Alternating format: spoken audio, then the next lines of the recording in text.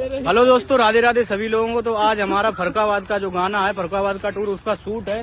तो उसमें आज हमारी मैनपुरी शेरनी, हमारे नीलू भाई और हमारी वाइफ, इधर देखना बेटा, और हमारी रसूलाबाद क्वीन मौसम, हमारी नेहा दीदी जिनके सबसे ज्यादा फॉलोअर्स हैं, और सारी की सारी टीम, हमारे अमित भाई कुरकुरे खा रहे अमित सागर, और हमारे अरसू भाई, ये आए हैं गुरसाईगंज से, ये इनका कैमरा चलेगा उसमें, और बाद बाकी ये सारी टीम है पूरी, और हमारे सबसे बड़े स्टार भानु भैया। तो गाइस आज हम लोग हैं अभी नीम करोली वाली रोड पे है, पूरी टीम हमारी ही है। सब शूटिंग पे जा रहे हैं नीम करोली संकेसा में, जो गाना शूट हुए। तो ठीक है, चल रहे भानु भैया, करे जल्दी चलो।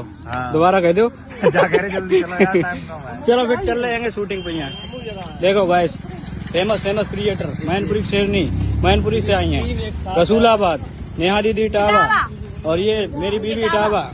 ठीक है गाइस, राधे राधे, बाय।